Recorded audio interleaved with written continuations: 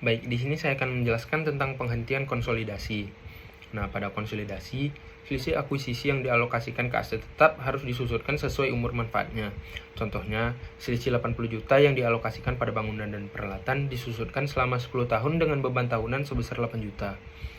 Laba bersih dan saldo laba konsolidasi dihitung pada akhir periode dan ditampilkan dalam laporan laba rugi serta laporan posisi keuangan konsolidasi sesuai standar akuntansi.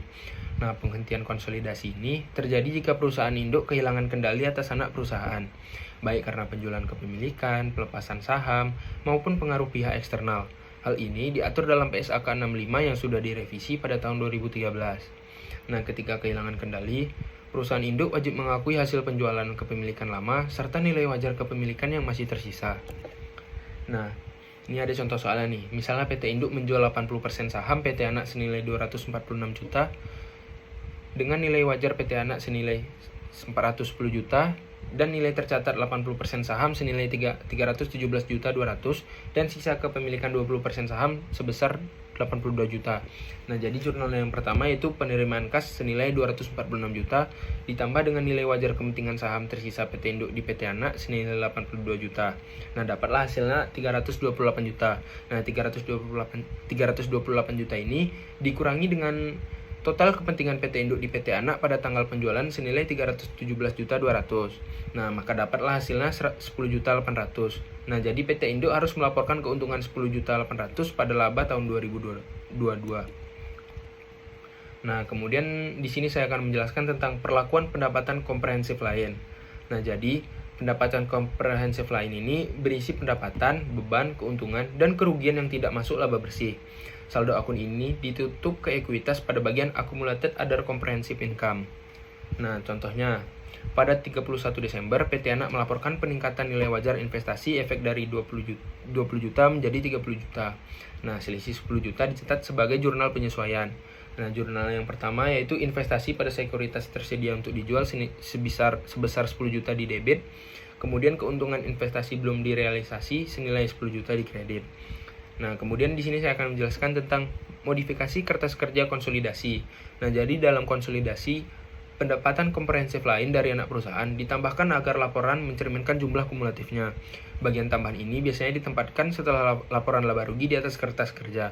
Jika anak melaporkan pendapatan komprehensif lain, induk harus mengikut sertakan ke dalam konsolidasi termasuk penyesuaian nilai wajar investasi efek. Nah, kemudian di sini saya akan menjelaskan tentang ayat jurnal penyesuaian induk perusahaan. Nah, jadi induk perusahaan ini mencatat bagian keuntungan belum direalisasi anak perusahaan. Tujuannya untuk mencerminkan kenaikan nilai wajar investasi anak. Pencatatannya dilakukan di akun investasi pada saham PT Anak dan laba komprehensif lain. Nah, contoh jurnalnya, investasi pada saham PT Anak senilai 8 juta dan laba komprehensif lain dari Anak senilai 8 juta. Artinya, induk mengakui kenaikan nilai investasi anak sebesar 8 juta. Nah, kemudian saya akan menjelaskan tentang kertas kerja konsolidasi tahun kedua setelah kombinasi bisnis. Jadi, kertas kerja digunakan untuk menyusun laporan keuangan konsolidasi. Pada tahun kedua, saldo investasi induk biasanya lebih besar karena pengurangan saldo awal setelah akuisisi, investasi sekuritas tersedia untuk dijual, dan keuntungan belum direalisasi atas investasi. Jadi, kertas kerja konsolidasi memastikan tidak adanya perhitungan ganda. Nah, di sini saya akan menjelaskan tentang prosedur konsolidasi.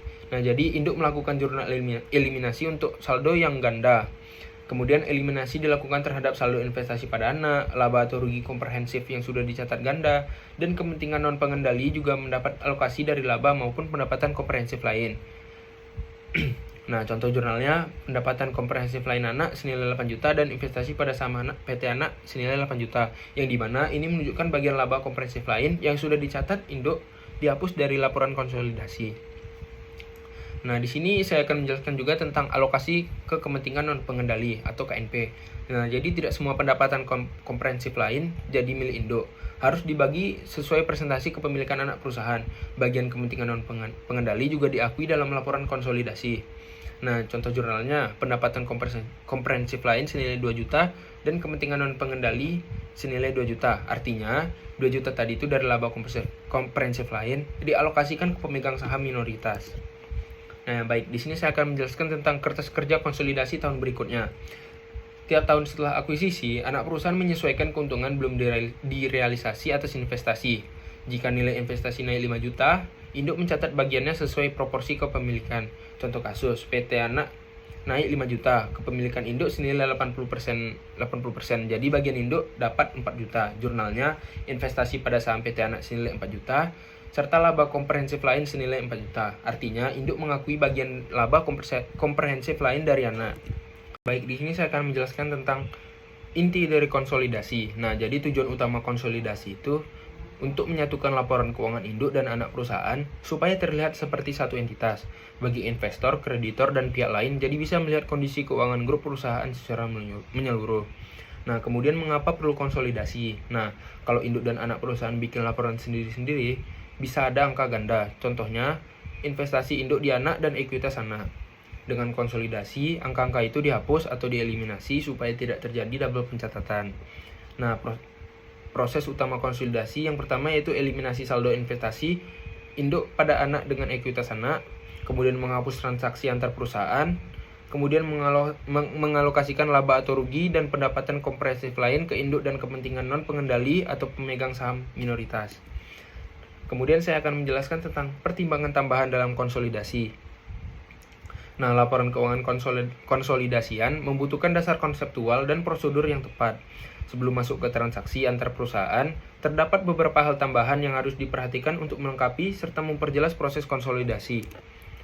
Nah, di sini saya akan menjelaskan tentang akun valuasi anak perusahaan pada akuisisi pada PSAK 22. Nah, jadi PSAK 22 mengatur bahwa aset dan liabilitas anak perusahaan harus diakui pada nilai wajar saat akuisisi. Hal ini penting untuk menjaga kesinambungan pembukuan dalam laporan konsolidasi.